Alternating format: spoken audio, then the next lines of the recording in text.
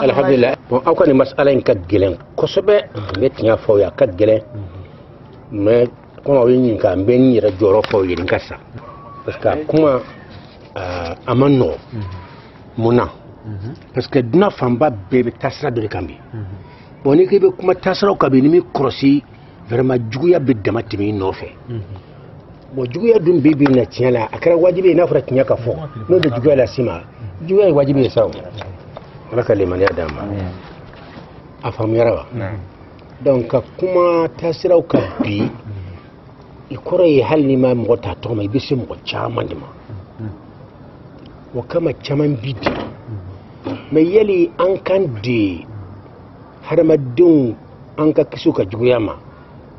mais ala ka diman koro ou bien an ka tinyafo an ka kisi ala ka funuma an ka mo ka juguya soro juma na fa ka bo vraiment an ka ala ta ka tinyafo har na gele ara ko tasira ko ya famu nyat la ka ketlaro sabaye madhabu o tanula parce que tasira to ka condition te kelenye wote tondla nenye ka president kala kaninkala ka kala ka tasira o kala boka organiser na frobe franyon ka chugo minna ka senye mo ma ka plan la ka fen chaman kala woto wulu tala wulu ta wo nani giraw ye woto lu ta nani miskala zarati woto lu tala ibolo mi refe folo olu bebe yon tanuri mais bi ton te kelenye bi yon kanu ka doala olu tala di ka do ko fodo kata kibital mami shafi kurfa hamna hanbali femi shafi'i ni hamna hanbal ni almanbananu o ka kitabu nan signama dobe dongo be duwa kan yonye a dore ba ko mo woro be kare buta to ma dongo be duwa ku ye almanbanan du balam almamu do be duwa kan yonye sur le yon ko fe wore bi taw kele kelem be bitayna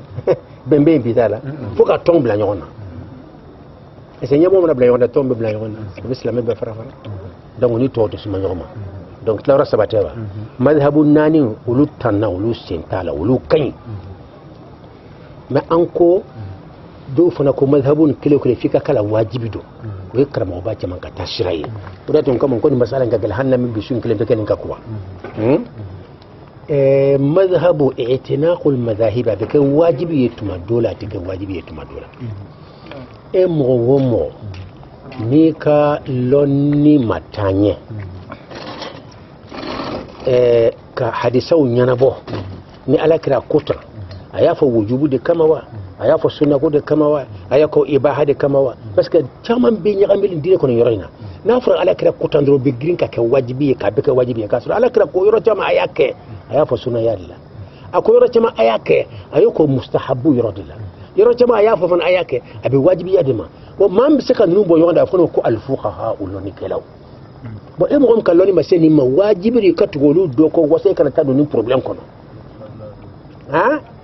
ikal loni baliya kama ka tugu mazhabu do ka be ka wajibi ye ni yoroina na ya so yire sika nyana bo la ta halo yire nyoko so bende do ko halo yire ibe sika nyini kali kay dala mi loni kala munun ni be na dina masala fe manana ibe tal loni kala boy kay dala mi no lu man mi fi barakanati ko halima ke mazhabu la do fana kiti do fana tarofe oluta de sawabayo otate sawabayo Allahu a'lam mais ngade min ke lilon ni tila ikay tugulo ni bakilen ko idaleme minna ya famu ala karaman to fana famba be wala sunna mo famba be daleme mamina ina fo al-mami Abu Hanifa al-imam Malik al-imam Shafi'i al-imam Ibn Hanbal bo kato do ka tasira ko komi jama sonnembe wulu kalloni parce que jama mana soyo privdi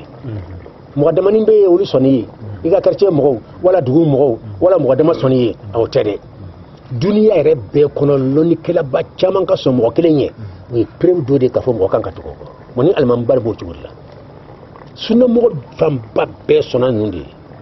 donc ala kala do man don te yona jakalonga o hadisa o be no ala kala man ton be ka fengelen fo o ka tasro shedane ka sirai o ka do tasma o ka kete tasma sirai ala kala man ton ka ijma o damano ka kisi ka boma ni tuguru o sona mo am yadron aka chala hebe sahaba ka kami alman banani yo titri so to ikatu ko kelen ko ni loni tila de to tate daga onyi abada ne ken te tugu ko kelen ko fuka tansa nga karane mbo fawi ni ka niveau sera fana ɲɛfɛla la fana ta mo fana fiye mais fi ka loni ka tase ɲɛfɛ de fo darajatul ijtihadi façon min i bɛ se ka alimamba naani bɛ ka kumakan bila balansi kɔnɔ ka tila k'a zize karisa ka daliya ka girin parce que daliya bɛ kuranɛ de kɔnɔ karisa ka daliya bɛ hadisa de kɔnɔ i bɛ se k'a zize min ka girin min ye a bɛɛ ka di bɛ sababa kan mais min ka miiri i ka lɔnni sɛlɛn bɔ ma o tuma sa a bɛ daga ye i yɛrɛ ka baara k'i yɛrɛ i kana tugu mazhab si de kɔ wajibi t'i kan parce que i ka lɔnni sera i bɛ se k'a bɛɛ bɔ ɲɔgɔn na lɔnni balen de problème bɛ yen ni lɔnni bɛ yen o bɛ dayɛlɛ ye ni lɔnni tɛ yen da tɛ yɛlɛ ye ala ko kuranɛ kɔnɔ wala taqfu ma laysa laka bihi ilm fɛn min lɔnni t'i la kana tugu a kɔ bon an ka bi ni balaw bɛ dunan kɔnɔ caman bɛ kumana fɛn dɔ kan e yɛrɛ mana ye question poser est ce que a bɛ min fɔ la nin a b'a lɔn yɛrɛ wa o de ye problème ye an bɛ girin ka kuma su ani tile fɛnw de kan an ma fɛn min lɔn donc sisan nɔ aw ya mazhabu ka kɛ mazhabu la a bɛ kɛ wajibi ye tuma min na ani a tɛ kɛ wajibi ye tuma min na an y'o bɛɛ fɔ tuma min lɔnni tɛ yen an y'o de fɔ y'o dɔn ko Mauritanie de la ka mun ka radio la u ka ministre contrôle a ko olu Mauritanie olu ka mazhabu ye Alimam Malik ka mazhabu de ye a tilala k'a kun fɔ ka la kan ko kun wɛrɛ tɛ dɛ k'u t'a fɛ ka kan fila fɔ u ka jamana kan karisa kota bɛɛ ka tugu kelen pe ko a bɛ na ni jamana ka kelenya ye k'olu t'a kun y'o de ye nin kuma ka ɲi mais wajibi tɛ a se ka wajibiya mɔgɔ kan mais komi jamana ɲɛmɔgɔ de don ministre contrôle olu bɛ se ka sariya boli jamana kɔnɔ ni min ko i ka le kɔnɔ i tɛ taa fɛ sariya i b'i yɛrɛ bolo ala ka limaniya d'a ma mais a y'a kun fɔ ka la kan walasa jamana bɛ ka kan kelen fɔ dɔw ko tan dɔw wɛrɛ ko tan olu bɛ na ni fɔɲɔgɔnya ye parce que dɔw tɛ dan fɔɲɔgɔnya ma dɔw bɛ la gosili don a la n taara min fɛ n'i ma taa fɛ i ye kafiri de i ye mushriku de kɛlɛ nana i taara i t'a fɛ i ka hakili fɛ dɔw in taara ka hakili fɛ a to yen i taara min fɛ i ka hakili de don o fana dɔw in t'a hakili de fɛ mais ni ala n'a kira kumana don dɔw fana kɔnɔ k'o fana bɛ don a la k'a fɔ i ka t'i ta fɛ ka taa n ta fɔ o ye haramu ye nin ɲɔgɔn de bɛ kan mɔgɔ bɛ kan ka tromper yan de ta i t'a fɛ n ka taa n ta fɛ o n'a sɔrɔ ne ka hakili an fɔra ɲɔgɔn anw ka hakili bɛɛ ka t'i ta fɛ mais ala kira kumana ko bɛɛ ka taa ni ta ye o la o ye haramu ye bɛɛ de bɛ taa ala ta fɛ n bɛ taa nin sira in fɛ ala y'a fɔ tan ne b'a ta tan de dɔw fana ko ne bɛ taa ta o ye haramu ye ala yɛrɛ y'a fɔ cogo min k'a jɛya n'a kuma sahara wajibi don bɛɛ ka fɔ bɛɛ ka taa o de fɛ donc mazhabu ko hakili la o k'i tɛ sɔrɔ ɲɛna problème belebele yɔrɔ min na sisan nɔ o de ninnu ka yɔrɔ ye sisan salafiyunaw ani shi'aw ne dun ne ka dɔgɔ nin zizeli kɔrɔ parce que ulamaw baw de bɛ shi'aw la minnu ye bajiw de ye dugukolo niveau la ne se k'o zize bon sunnamɔgɔw fana n'o de salafi ye lɔnnikɛla bajibaw de b'u la ala de b'a da yɔrɔ ne se k'o zize i y'a faamu mais n bɛ se ka zize kɛ ni min ye o de ala kɛra yɛrɛ mana min fɔ ani min faamuyara ala kɛra ka kumakan na an b'o zize n'o de ye ala kɛra ye fɛn kelen de fɔ i y'a faamu ye ko taasira ko ale ka silamɛya di ala ani silamɛya min nana a tɛ taasira lɔn a bɛ taasira kelen pe de lɔn a bɛ fɔ o ma alifirikatu najiya firikatu dun ye taasira de jamakuru dɔw de don firikaw de don farala ɲɔgɔn kan ka taasira kelen ta k'i bolo don ɲɔgɔn ma ka taa sira kelen fɛ o ye firikatu de mais ko kelen pe de b'ale ka manto na ɛ kuma in faamu dɛ ne k'i ma n tɛ se k'u zize mais ala kɛra taa an bɛ se k'o fɔ o bɛ bɛɛ zize o b'an bɛɛ tan bɛɛ n'o tɛ n bɛ bɛɛ bonya n bɛ n ka jɔnya lɔ n bɛ n ka dɛsɛ lɔ ala ka limaniya d'a ma ala kɛra de ko ale ka manton firqatu bɛɛ lajɛlen bɛ tasuma kɔnɔ fɔ kelen pe isna 73 firqa jamakuru 73 kulluha fi nnar a bɛɛ bɛ tasuma kɔnɔ illa wahida fɔ kelen pe o ye juma ɲɛ bɛɛ bɛ kɛra kɛra la min yan san nɔ baara sera sa illa fo ninnu ko ma ana alayhi wa ashabi ne ala kira bɛ taasira min kan ani n ka sahabaw bɛ taasira min kan o dɔrɔn de bɛ kisi dɔw y'a faamu ten harisa fana dɔw bɛ o harisa y'o fɔ an ye harisa wɛrɛ ye o yɛrɛ de ka ca u t'o fɔla ka caya aljamaa illa fo kelen pe min n'o bɛ kisi ko ye jɔn ye a ko aljamaa mais n ka kɔlɔsili la caman bɛ yen o harisa u tɛ kuma n'o kan bon bɛ tila ka na kun dɔ de fana b'a la ka na n'o tɛ o de fɔli ka ca ka tɛmɛ dɔ in kan k'a fɔ aljamaa o hadisa in de o de ka ca ka tɛmɛ ma ana alayhi wa ashabi ne ni n ka sahabaw bɛ taa sira min kan o maa minnu b'o kan olu kelen bɛ de bɛ kisi o hadisa in kañ ko sobe mais min ka giro ye min ka chaw ye o de min ko jama الجماعة إذا ما هي الجماعة كما بياندي بون لوري كلا دويا جماعة ولا لكو السواد الأعظم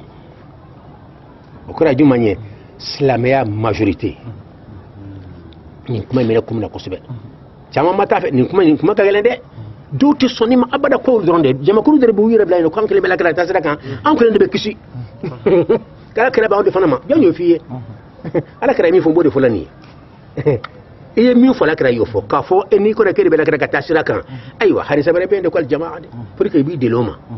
odun hadisa en ka giri ode fana kacca ka timi dunga jaba ani de ne bude kan ma ana alayhi wa ashabi ne ala kara ni minum be anin ka sahaba be min kan ya famu o fara beta jamaa de law après beta jamaa de la donc ale sharqi fafana kata jamaa de fe la tabsega ke aw ya famu chudu la ka fodi baka tasira kan ka sura tawmo shi aw fana be yonkulu ko kolde de ko de jamani ma ana wa alayhi wa ashabi lakana be mega kombe kisi ko de wolude ko de sufrun najati ko de boko metla ka suma mo daliya fa damma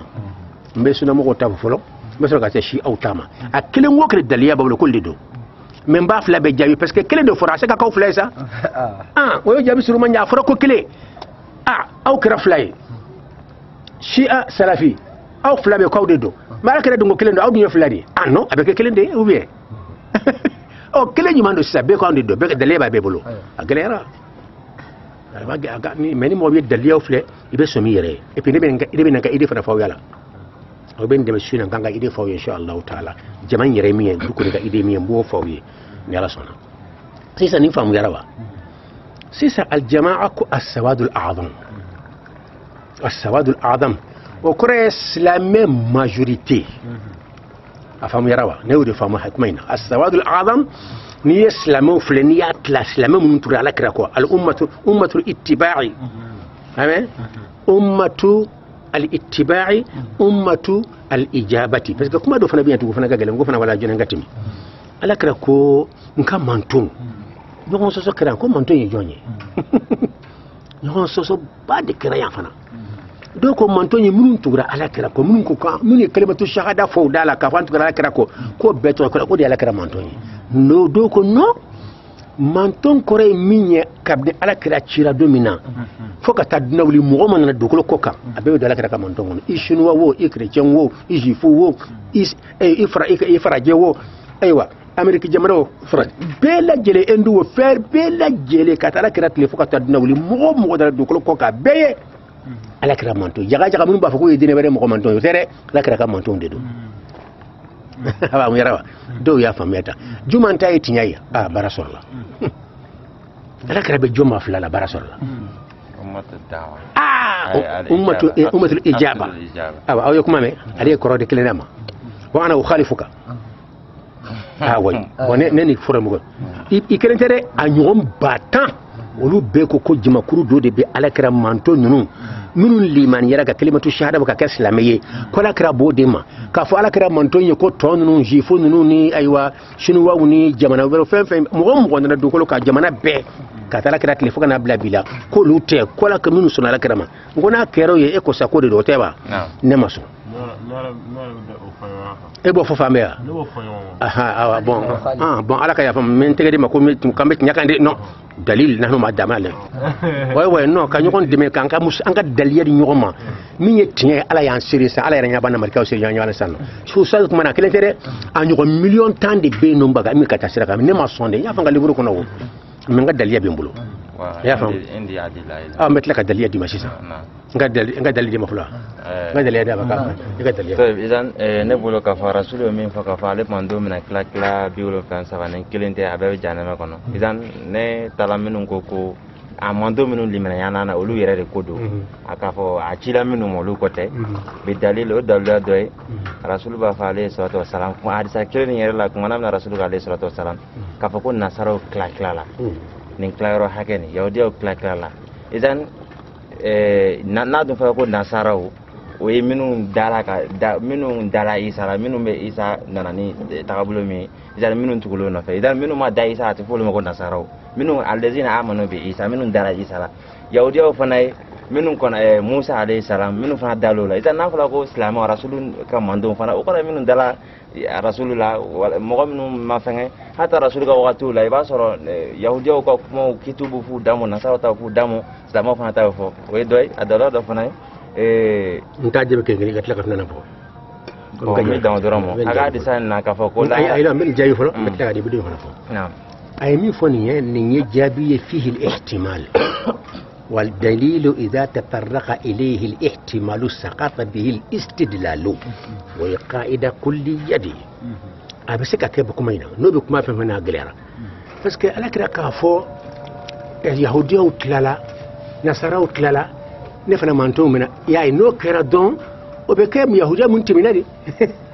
دافسك كوي نصارى منتمنا ولوتلالا نفنا مانتوم فنا تلسبرا وسك كتا ولا مانتوم بسك دولا سانسا حدي شيفون فهم بسك دولا إيكا كما يربطا بسك تاولا فولا احتمال بيدي نجا فهم يشغل هيا فلكو سبب انظر إلى هذا الاحتمال احتمال جديد يهودية وتلالا ولو تلتمنا وكان نبو تلتمنا نصارى فنا تلتمنا وكان نبي تلتمنا ونفنا كم مانتون تلسنا سان نفنا كم مانتون بتلا نو دو منو كو تما كو دنيا ببالا وبسك الدنيا ويا لك لم غوي سنن تلو تمنانيا كتلم غوي وبسك الدو على شو بيا احتمال بي ولكن قلت نافلقو نصارى يلا منو دالا منو تقول عيسى كو ولو دي كو دو اول ما تلين فين فتلي بنا فو بيد ما كو نصارى منو تورا نبي الله عيسى كو ولو دي نصارى ويمنو كو تقول ما كو صافر الله يا مدي منو كوتي bon minu fana ko ku utula Musa ko olu wole ko yahudiya idan minu fana ko utula kira ko alayhi salatu wasallam olu islamu olu ya man to kelenyo parce que olu chira manton kere kere lendema ala kara dum mati manton kere kere lema kelonte ala kara chira duna be dema ala kara kiti bo duna be kan mais nunu mati duna be ma yore fiyan ko kuma ni ma fo ko tare don be ihtimal de be bon kuma ni korodo di ni koro fla se ka sura la fanga se ka da kuma made ambe kuma de fosa kuma fla se ka sura mina ne be ne jabi no di sanu mais bi ka fla na me fo ka so ka jabi ne jabi fam yara ba ale jay min di ihtimalu bala ba se ka ke manto minun temina nasara minun temina ya famu kerche minun temina ari jifu minun temina wolu be tla o kuma ubi mais asere ne fana ala kra tlema do ne ala kra tle se ka do sa o koro e mo be do ko ka be do akono ni ala kra tle bena ya famu o be se ka famu ye bo minun taro fe donc o kuma be se ka sabati bo minun ya kala kra fana manto minun sonna fana ka be se ka ko fana mais amba fle juma de la ka grinde min ka grindronde ante do ina gusukoy afam yara bo flana fo ni flana e hadisamba fo ka fa rasulullah sallallahu alaihi wa alihi wa sallam ka fa lahra donna alika hawdula no ya ka kawsara ko ji izan do bina mandon do bina na ku bina jimi mele ko bu da gen ka se ku la seki ale bi wuli ummati ummandu izan ko mele ko ba faimo ita don ma da ahdasu ba'daka wi fami ki ko fe ga dine na ita don izan wala fana ba fami ka fa ko na arasulo ko mando ni hadisan nuna ama fa minun tukura ko lude do kada ka minun matuka ko lude na ta ko da ka usara ko jira la jango ko ube ginya ka segera uluti ka usara ko jira inshallah na wala jabi ayi fana mewa ni yere kuma foli ale dabi abe kan ka juru do de douleur kana sisan ko hajugunde jaga ala kira ka sahaba do benino yanu kasa o kafiri yara o kera bura islamiya kono et puis do fana clair zoni fo ka tala kera samu alo ka fu bura islamiya kono fo la hara long be gen ka bola kera ka hawduma abe soro kallo o ba fa ke talo yimi ki kofe donc ala kera tara kuto islamiya kono o tala ka mushriku ya ka safula ka kafir ya ka bo islamiya la ala kera talen kofe jaga sahaba do abe ko mo ko sahaba mais ka tila tuguni sahaba ka tila ka murtaddu ka bo islamela ka te kafir ya jagob se ka kai yere kuma made ay bon yoron na ay mais yoron na na fara don bo ko sahaba mo min kafir yara akelen ko fe ka kirai ni ko sahaba kan to mo wa fo mo min ni kira bena wo nyogon yi asala islamela ka afo don ko sahaba mais min bola islamela idan sahaba tarifu sai ka tamu min dunana ka bo ti wala ko sahaba abadan inda ulama hasaba ilimi la yana ka kafir ya sahaba no la sahabate yana ka kafir na no de fo na ngo yana ka kafiri ya tumefama sahaba alors aka abole kafira abora salama ya ko sabu no do kuma kelen be kelen de me fe ka sonde ko sahaba tundo ay mais c'est ça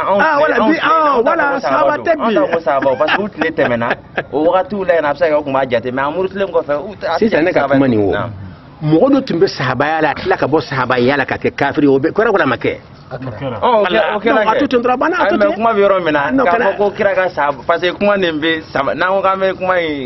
blate no ka kela kuma mi ta wolo fen wala de la mi abita bolo ate fuma sahaba ilo sa nga kuma sahaba do ya nga surunya sa abulu de me chugoni do na ate fuma bi sahaba me sahaba de tundo ya nuka kafiri so no mawa ala ne ben toronne no fe sahaba de tundo sanuka irtidaduke da anyalo ko fo jaga mo ko sa ke sahaba ye ka tlatun ka bo dine la ka ke kafiri fanga so ne ba ko toronne ko daga kuma jelende do wa hisabna do yere da rasul yere nyana ma yere da yo fo ibo fo wa ento hayda to wala so be walakin na ngo sahaba bi olu be ko ni islam ma hadisa ifo ma itora la sisa bo sisa ala kra ko kwale mantu ya famu an fa ka be kisiyo e bisika ta mun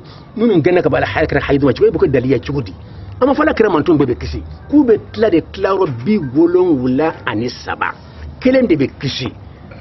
anen numa kola obijonga nun ganna ka bala ka alaka hawduma no tara sura jama kun mun makisi mun o yin kale kuntu e fle ka daliya fo daliya rti fo kuma bi romena ifana e jende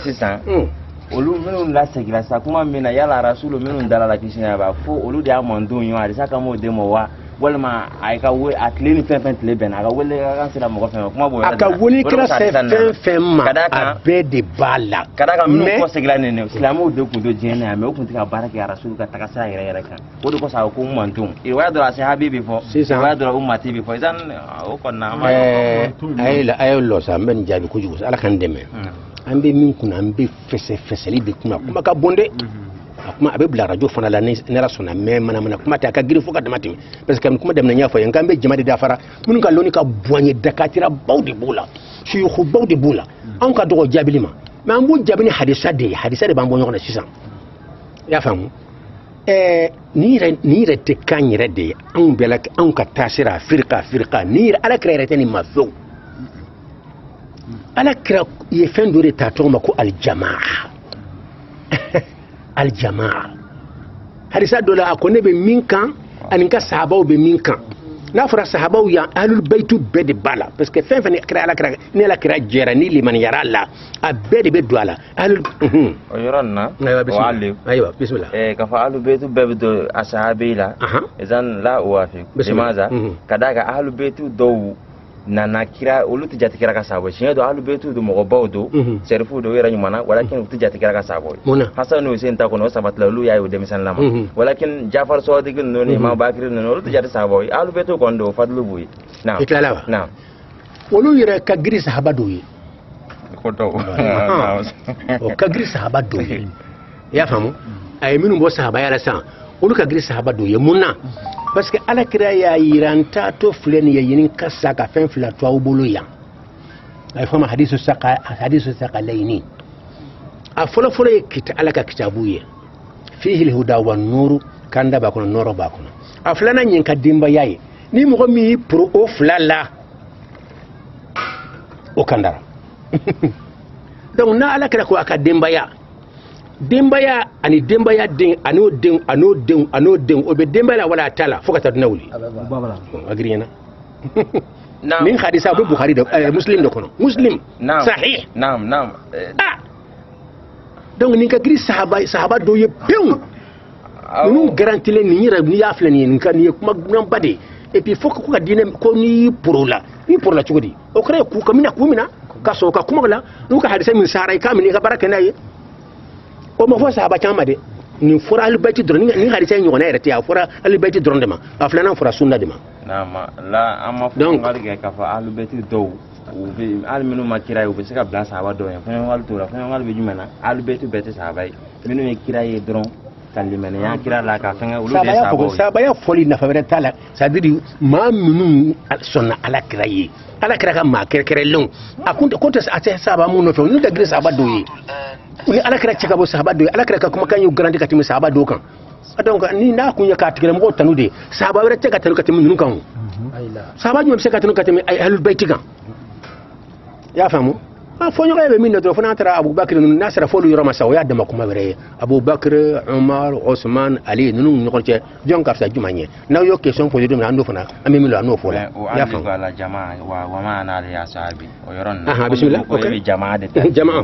idan uraju ma ana alayhi wa ashabi limaza لأن الجماعة كم حديثنا نافلا كفو من غافو بمنا كم مش غافو من إذن حديثنا نافلا كفو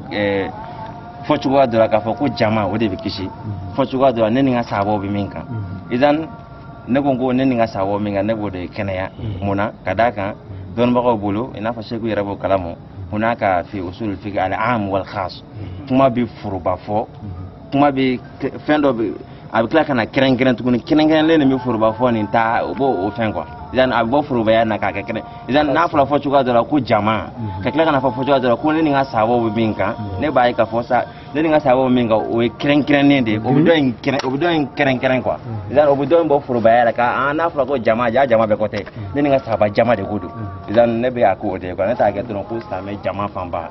kana ga sa me jama saba jama ulu ku me minga hazama urajihu inshallah basi be kan ga fond la nikke gunya bad ay lesa ay hotel ne hasaba ni ijtihad façon ma zahabtu ilayhi faqat ata fa kay ni kitabu shi kono sa dukkan na bon hasaba itilai ninno de doron ngol ba ya mais ne jola kan ba basu ga sam biso ko kitabu tasrilu kan no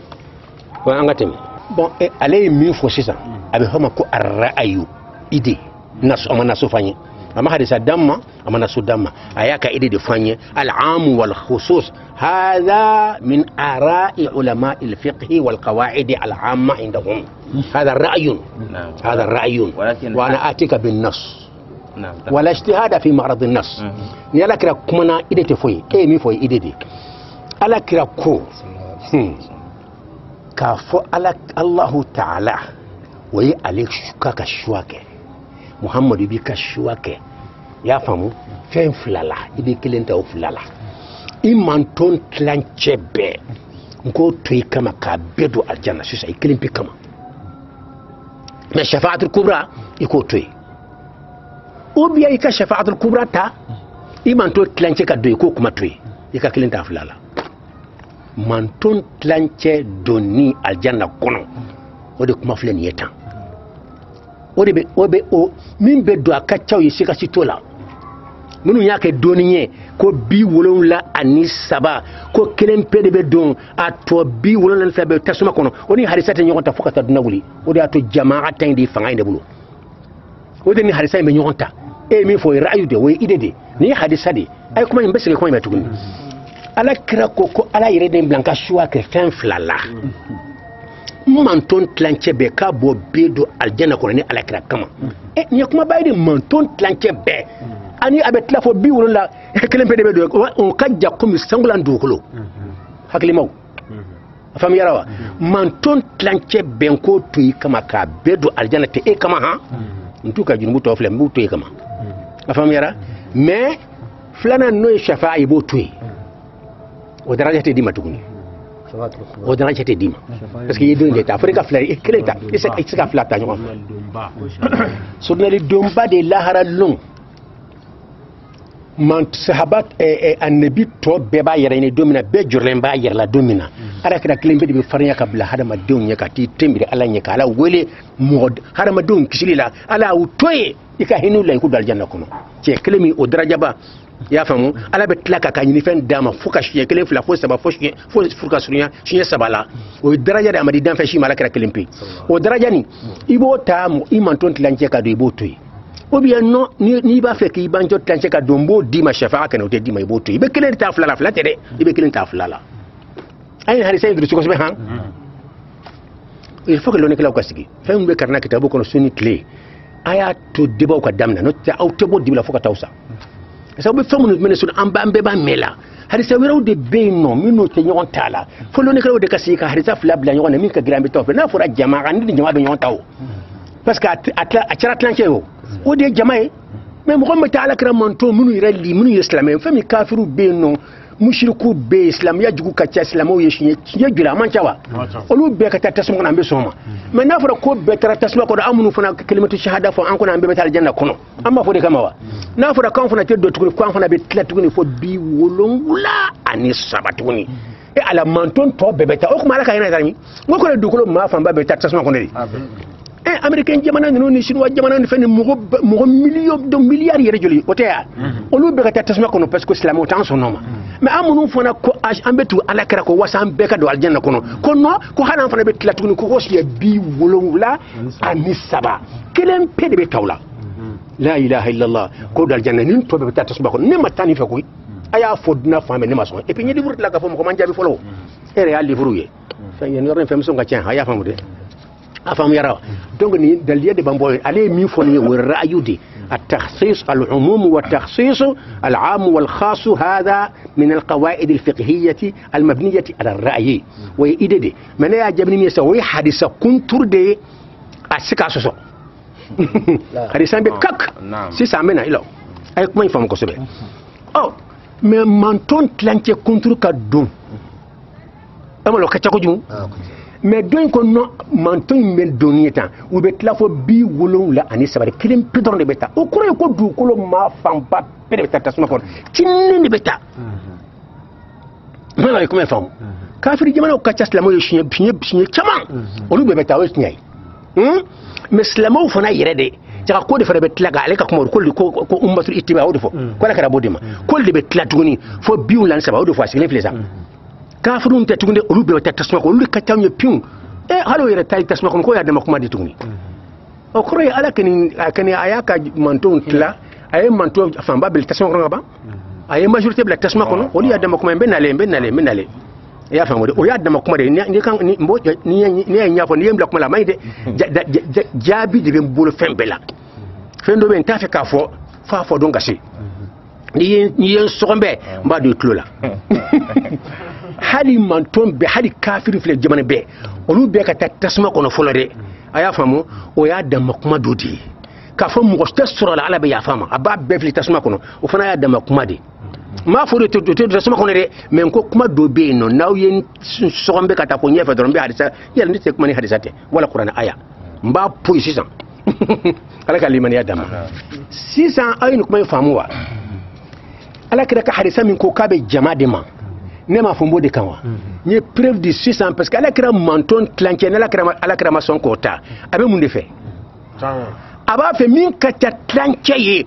o de ka don donc o de ko jama al majorité min ka ta majorité et min ka ta nisfu ye clanché ay nga daliya famo al jamaa fora katlaga hadisa wera ida to min ya préciser ka fo clanché re na tun dano ma o te majorité yo ala kira ma son kota manto tlanche ka do mo son kota ko ala mambe shafa'ata parce que balo dan bo sito dallo o se ka manto yere be don wa mo talo abena aywa mo dan be to aywa mo talo ala kra balo fa ka bukatimi atlanche donika ama son atlanche ta donc jamaa de flen yita jamaa mi yira fora de secondaire wodi wala wala flen se flen yita pak ka daliya fo ka tlaka hadisa lakan njabrani mi sa okran ra'yude naam toy sati idan shehu ka kuma na sisan kafa ko jale mason kafa ko idan hadisu shafa kafa rasul sallallahu alaihi wasallam aswazila beina aga amadu planche ka do aljina kono ani aga shafa kubra idan nebo jabi flade o folo kafa shafa ay shafa ikhtiyaru hasaba fahmi wa itila ala kutub kafa yo suwandi kadaka o nafa de ka bo ale mandon doron tolo parce que ba soro joro geleya ko so be president do kirika tigete no izan ayo swansi kadaka o nafa ka bo ale mandon wora be do soro nafa la izan ne ba o swansi yoro yoy nam to kan ko min ka dinan dron anye min fo dron o keni ka chaka tim clanche ga no de fo men ko ran na to ko ran de na sano e chatru ko ni o e ka fo ina fo anga andela ka boru chamangani mo ba kitabu kono izan ay karamaga do kuma fo ne bo ga rayu tayi du ne rena ka fo ko afala ko bebi do janeme kono fana kala kilin ko kilin ne mu ba bale ko fana tiga son chama fana kilin min bi kishi o kilin fana bisa ga chama fana don nunu bulo fara misa no luti chay na fo kilin fana bisa ga ke mais a tilala bi wolonwula ani saba mais kelen bɛ se ka sɔrɔ ka ca bi wolonwula ni fila ye dina yɔrɔ o yɔrɔ a tɛ mɔgɔ kun la a bɛ se ka kɛ dɛ mais a tɛ don mɔgɔ si kun na dina kɔnɔ mais jamakuru filɛ bi wolonwula ani saba a tilala o ye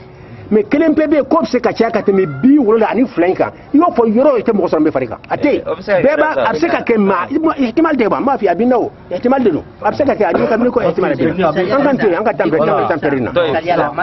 parce que n bɛ sisan n bɛ sunnamɔgɔ ni siyaw de kan n ma siyaw ta fɔ fɔlɔ sunnamɔgɔ ni siya o de don bon sisan a ye sunnamɔgɔw ta faamu wa donc sisan minnu ko alakira manton bɛ tila ka taa 37 kelen de bɛ kisi ne b'o ka walanto kan ne to kan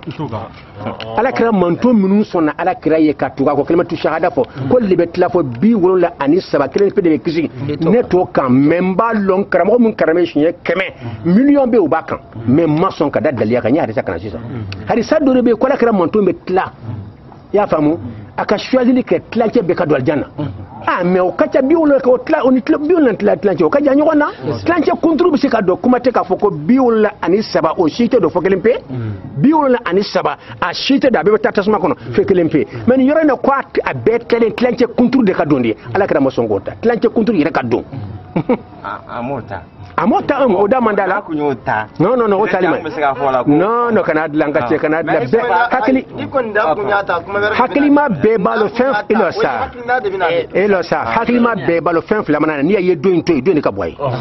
fen fila nana ko swake i kon tenta mendita be balo do ni ka bo do an kana ngana tan perde ko na ka ce ga ce mashi ma fare kan ga ce lam yajid ahadan yu'ayyidu amma mo klim pesra mi be fara kan ga ce maga timi an ka tan perde an ka turi an ka ma tali bon kuma na suru ye min ye dɔrɔn hadisa fila de bi kelen do ko alakira manton be tila fo bi wolonwula ani saba mais o hadisa lam yaslam min an-naqd indi hadisa yɛrɛ ka fɔ critique ta la wa ne yɛrɛ ye hadisa critique ni daliya bi ta fo fila wala saba la o be fɔlɔ ko fɔ ye donc hadisa do indu critique to la bon hadisa fila na critique be de la se ka kɛ do na juma be la ɲɔgɔn ye hake hadisa fila de be a y'a faamu kelen do nkaw ma kisi critique ma ne ka livre kɔnɔ n ye hadisa critique a fɔ alakira manton bɛ na tila yɔrɔ bi wolonwula ani saba o hadisa ne critique do kala n ka livre kɔnɔ n'a b'a fɛ n ko critique fɔ don min na n bɛ se k'o fɔ a y'a faamu dɛ mais hadisa don min n'o ko alakira manton alakira ka choix kɛ a manton tilancɛ ka don alijanna ale kama wala ka shafa'atul kubra choisi naqdu ma naqdu yola ne ma naqdu yola ko critiquer ne ma naqdu yola donc hadisa fila mana na do critique se ka kala do critique se ka kamina critique se ka kamina an be fanga do de ma et puis wode ni jamaa e ɲɔgɔn ta parce que hadisa ko jamaa min be kisi ko jamaa de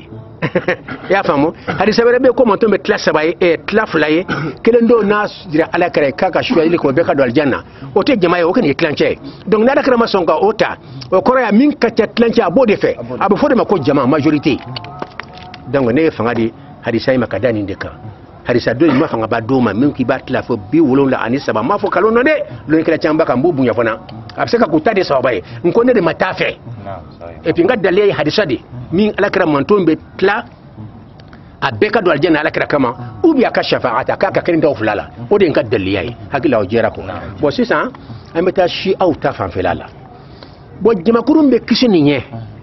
minnu ko ayiwa k'olu olu de don sunnamɔgɔ caman salafidu sunnamɔgɔ caman de bɔ kaduna kɔnɔ laban na dɔw yɛrɛ sɔrɔ ko salafi a salafiyuna o bɛɛ de sunnamɔgɔ ninnu ye ko ala kɛra b'olu de ma u ka daliya jumɛn ye ko parce que ala kɛra ko ma ana alayhi wa ashabi ne ala kira be min kan ani ka sahabaw be sira min kan olu de be kisi olu dum bolo olu de be ala kira ka sunna kan donc olu de be kisi olu ko dron ko kuma ala kira bol de ma o ka daliya famu ya shi aw ko no shi aw ka daliya folo folo yere min ye way hadithu saqalaini ala kira kunta to fle yani ka sa fen flambo to aw bolo a folo folo ye qur'ane ye kanda bo kono noro bo kono a filana ɲɛ ka denbaya ye n'aw y'aw poro la aw tɛ tunu o ye perewuba de ala kɛra ka denbaya ko la a fɔbaga ka dɔgɔ de k'a sɔrɔ a hadisa in bɛ fɔ muslim kɔnɔ kelen wala fila mais n bɛ wajuli la bɛ sun tile n t'a mɛla ka caya pan bɛ k'a kunna kabini ne dɔgɔmani man tɛ hadisa in mɛla tiɲɛ la a dun bɛ muslim de kɔnɔ silamɛw ka kitabu bas filanan i y'a faamu sunna kuranɛ ma kuranɛ fɔ kuranɛ kɛnɛ o ye ala ka kuma o tɛ suma ma a y'a faamu mais sunna kitabu fɔlɔfɔlɔ hadisa kitabu fɔlɔfɔlɔ o ye bukhari ye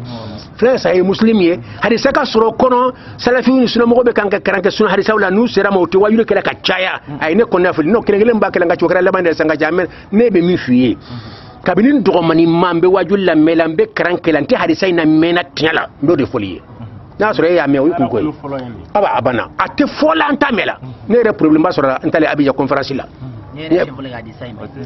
fana siɲɛ fɔlɔ e ɲɔgɔn alimu ba i y'a faamu kana dilan tɛ sa an bɛ n dɛmɛ ayi an ma ban o ma mais an bɛ n dɛmɛ sa kana taa yɔrɔ jan ayi an t'o ma sa an t'o ma an bɛ n dɛmɛ i y'a mɛn bon mais ni hadisa nin kan ka fɔ ka tɛmɛ tɔw kan parce que diinɛ dɔ de bɛ nin na de n taatɔ filɛ ka fɛn fila to a bolo o ye wasiya de o ye kuma girinma de min ka fɔ su ani tile an ka tiɲɛ fɔ o ye testament de ye n taatɔ filɛ lahara yanni n ka sa n bɛna fɛn fila to aw bolo o hadisa ka kɛ o tɛ mɛn la parce que pourquoi vraiment e fana y'a design faamuya cogoya min na bon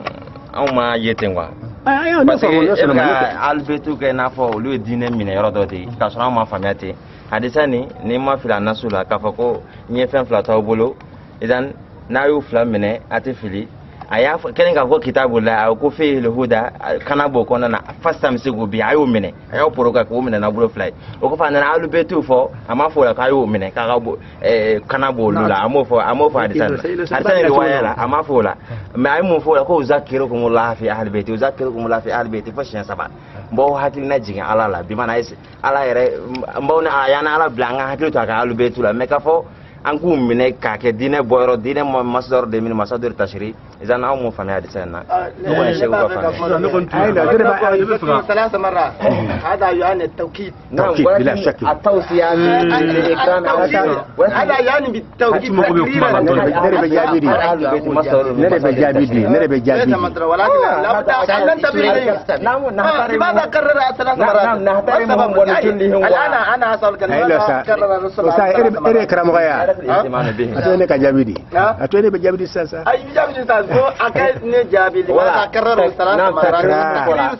تأكيد نعم تأكيد ولزيادة الاهتمام بهم ولكن ليسوا وليس لأخذ الدين عنهم ليس لأخذ الدين عنهم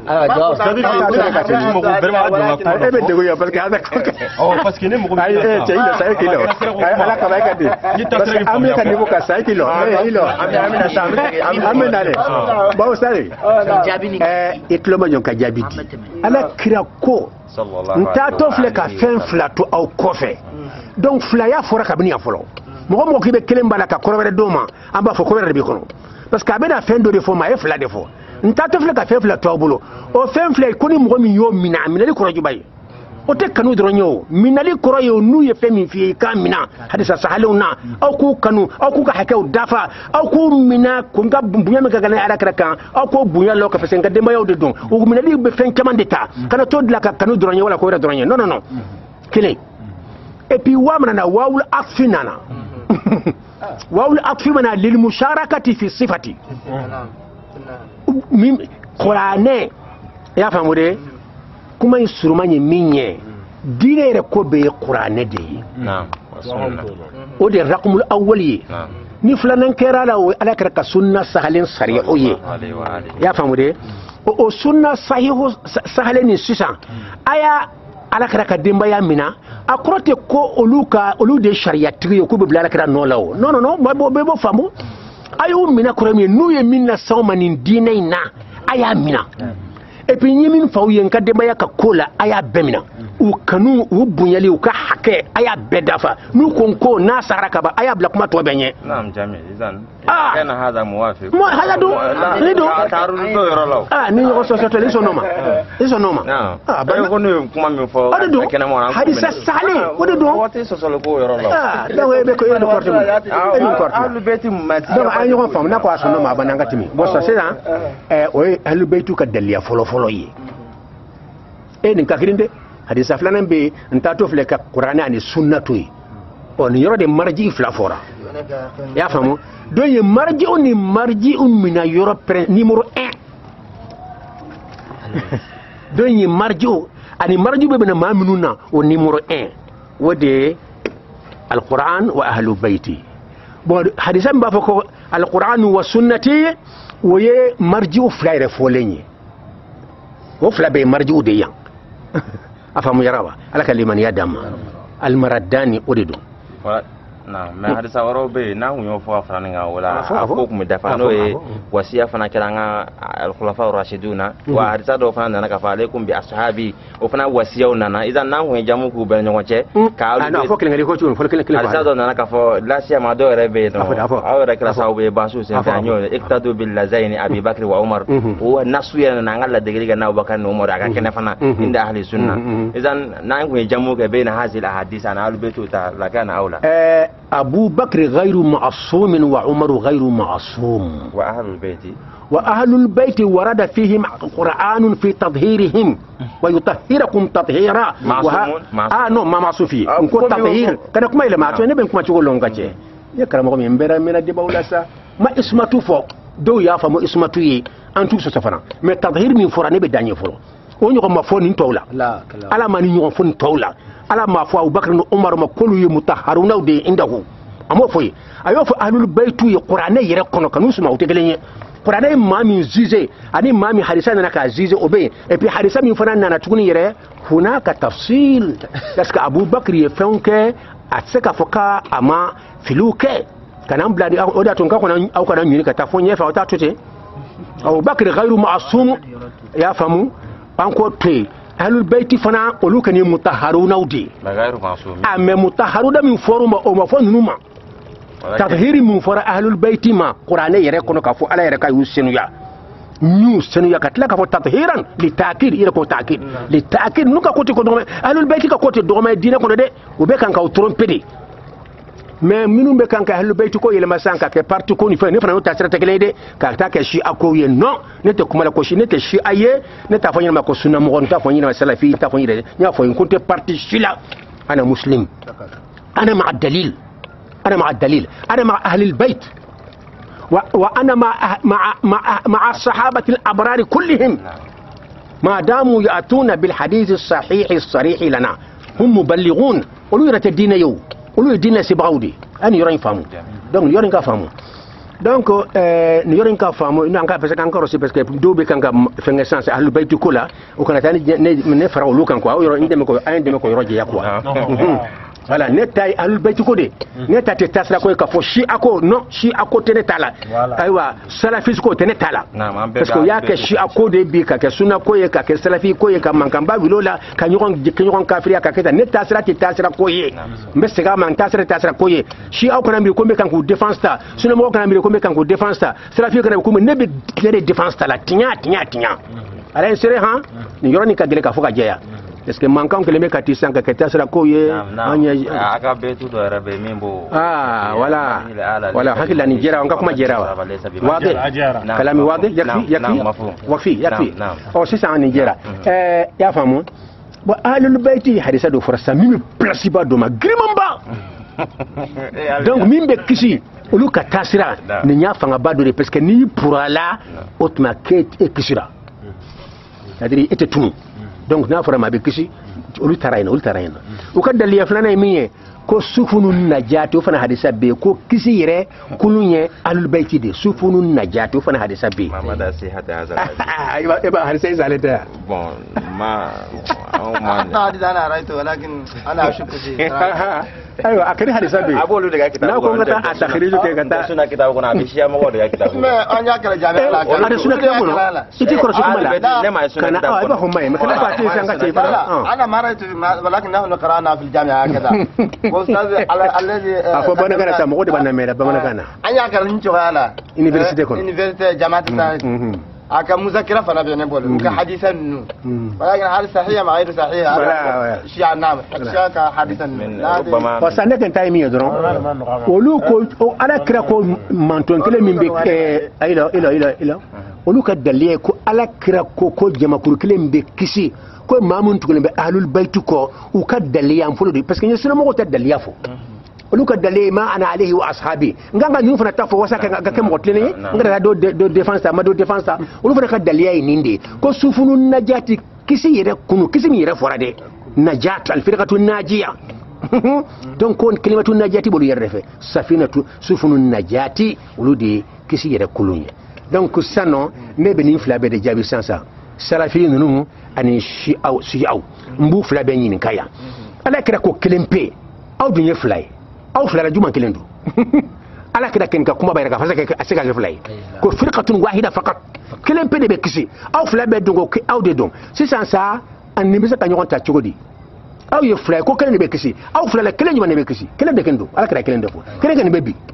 kelen be bala kelen juma ne be bala sa juma ta de nyaye kuma be yande san o zizma ne boto ala bulo ko to de se kala bulo na mama to ala bulo walakin ko ma ala anda afana casiri do ga dina ko na ngana sigite no na fo bo ayin ka nganga ide la ayin ka ben tafo nganga casiri do ga nganta fo na tafo bismillah bon c'est ça ne al firqatu najiyatu لا تتعلق بجماعة معينة نظمت نفسها وجعلت نفسها إماما وكذا وكذا وكذا على كرا أتجمع كرو دوما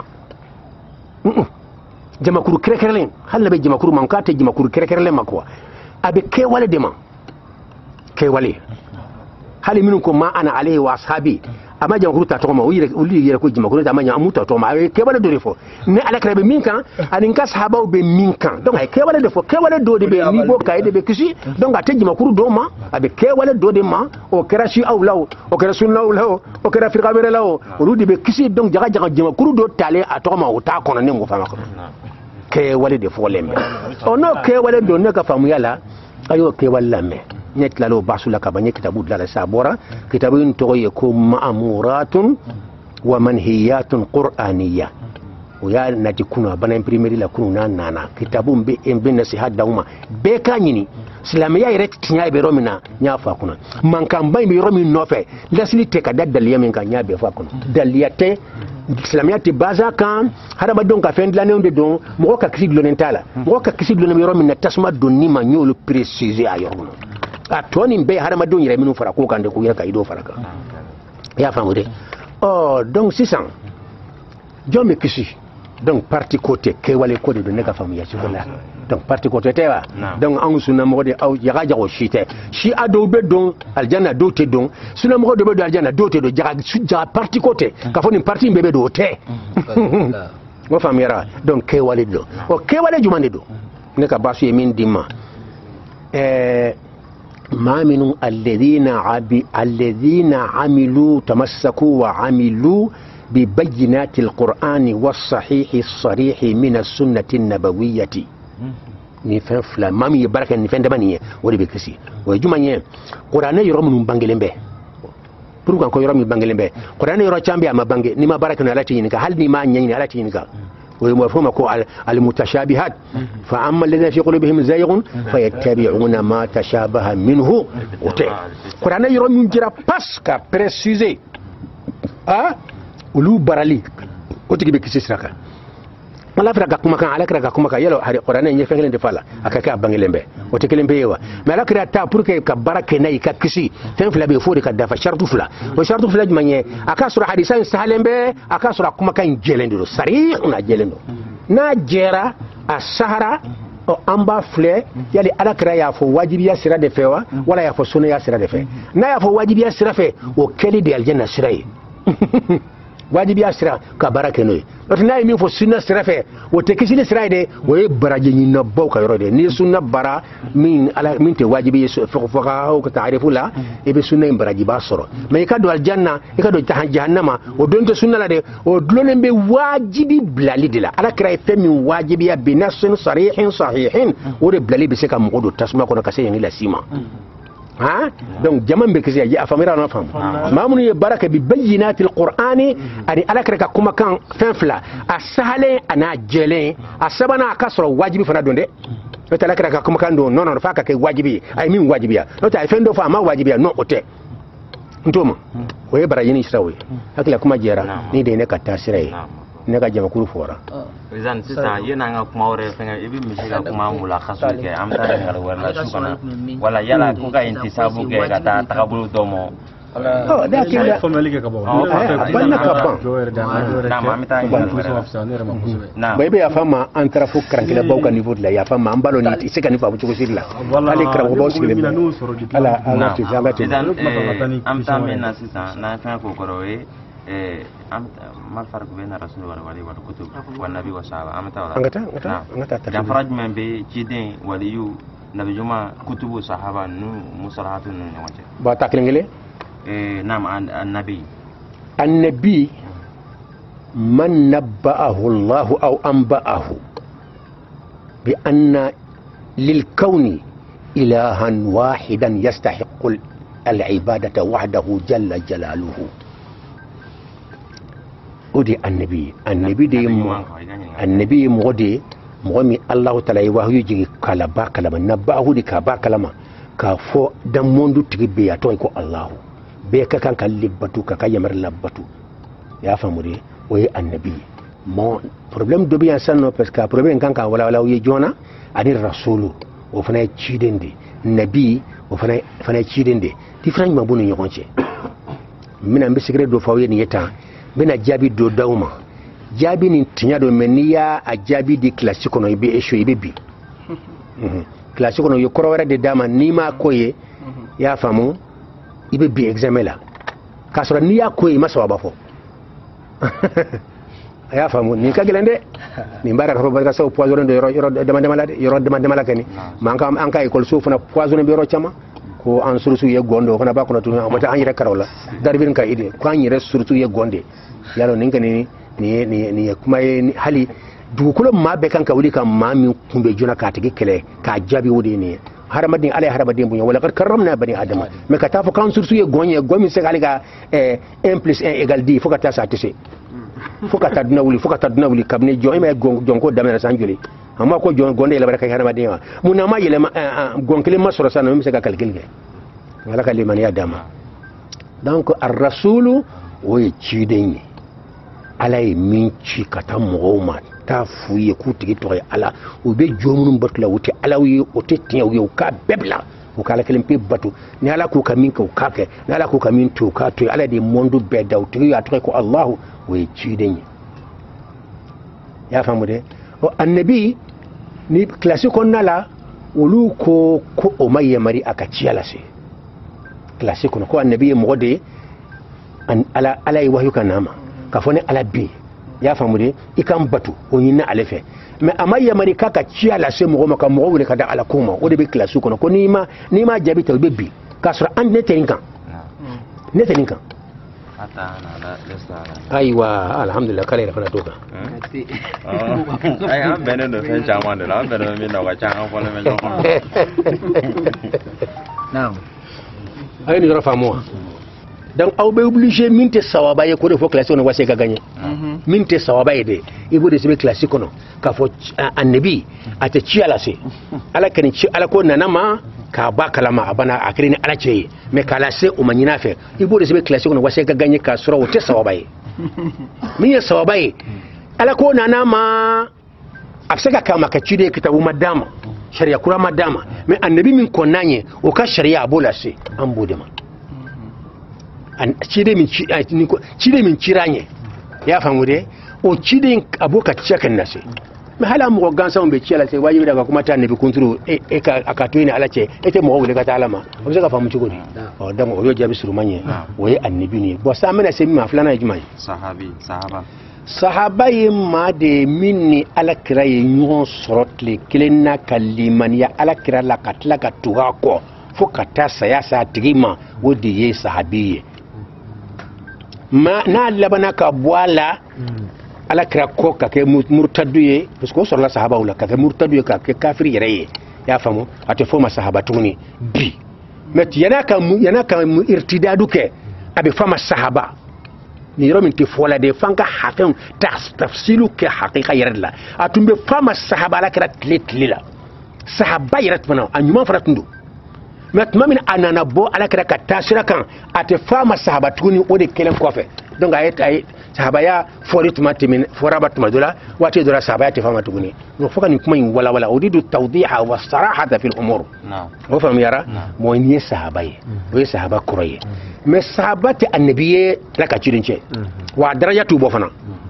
adrata annabi ala minu yara min ci ka jibril ci minu ma ya famu utolu bo ina fa Ibrahim Musa Isa ya fa wannan fuka nabi baraka Muhammad la sahaba te wulubo menis ala ni annabi boray du kulo ma to be sahaba bunye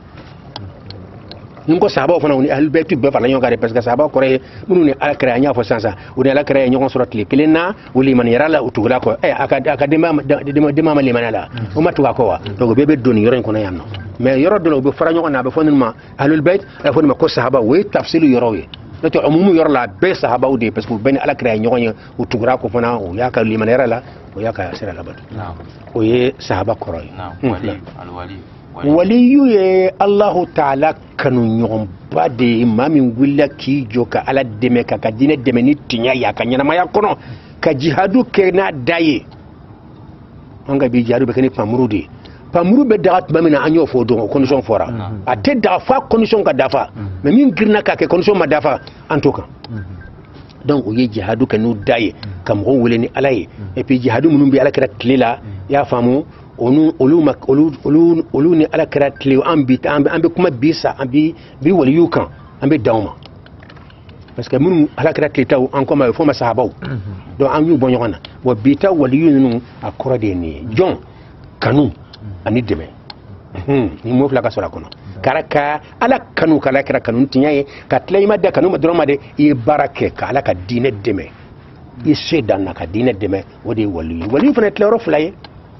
ashabu karamatin wa awliya'u walakin laysu bi ashabi karamat waliyu do be waliyu do ala bolo ala yɛrɛ fɛ waliyu do me karamatigi tɛ karama ye jɔn ye ala ka kabako do k'i duna bɛɛ k'a ye min b'a yɛrɛ ka fini ala bɛ ɲɔgɔn fɛ ka preuve yira bɛɛ la dɔ ye anabi ye preuve ma d'a ma a ka yira mɔgɔw la dɔ ye waliyu ye preuve dira ma k'a yira bɛɛ la ka fɔ ala ka waliyu do o ye ashabul karamatu ye karamatigiw a y'a faamu donc kabako min tun bɛ di annabiw ma ani ala ka cidenw ma k'a yira bɛɛ la kabako baw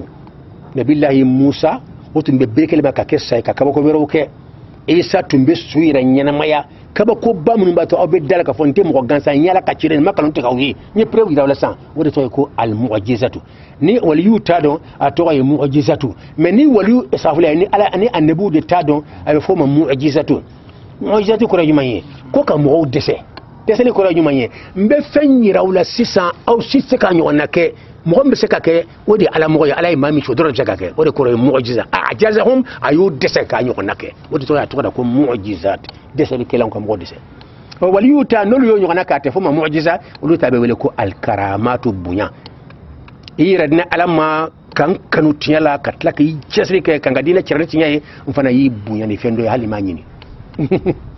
a bɛ se ka kɛ duwawu kɛ sɔgɔma yanni wulafɛ a bɛ to ka jaabi fo bɛɛ ko duwawu jaabi mɔgɔ de don a bɛ se ka kɛ don dɔ la a taamara ji ka bɛn ɲɛna o n'a ɲɔgɔnnaw ni annabi dɔ a bɛ fɔ o ma mu'jiza mais ni waliyu de y'a kɛ a bɛ fɔ o ma karama ye bonya de ye n b'i bonya ka da i ye nin kɛ ni ala ye kanu bonyana i jɔn ka diinɛ la bon cadeau dɔ filɛ n b'o k'i bonya n'o ye bɛɛ k'a lɔ ye teriya min bɛ ni ala cɛ mɔgɔw k'a lɔ kɛnɛ kan fo mɔgɔw b'a la kali fan bɛɛ fɛ hakili ni jɛra n b'a fɛ ka fɛnw jɛya de wala saraka bɛ bon sisan sabanan ye jumɛn ye kabla zalika waliyu tarifu la ala y'a fɔ kuranna aya dɔ la ala inna awliya allah la khawfun alayhim wa lahum yahzanun alladhina amanu wa kanu yattaqun n y'o de fɔ n y'a fila bɛɛ de fɔ alladhina amanu wa kanu yattaquna minnu limariyara ne ala la ka da ne ala la wa kanu yattaquna u tun b'u an b'a fɔ ala y'an siranya taqwa kɔrɔ kan ka walawala quoi tiɲɛ yɛrɛ la parce que wajibi de yɔrɔ bɛ ko ala y'an siranya mais tafsil b'a la ni tafsil tun dira o tun ka di ne ye taqwa ittaqa shay'a c'est-à-dire k'i yɛrɛ kɔrɔsi fɛn na de don k'i yɛrɛ mabɔ a la k'i yɛrɛ kɔrɔsi an b'a fɔ ala y'an siranya khawfu de mais taqwa de ittaqahu k'i yɛrɛ kɔrɔsi fɛn dɔ la n'o ye ala tana ye min ka go ala ye wasa i ka kisi fɛn dɔ fana ma tuguni n bɛ n kisi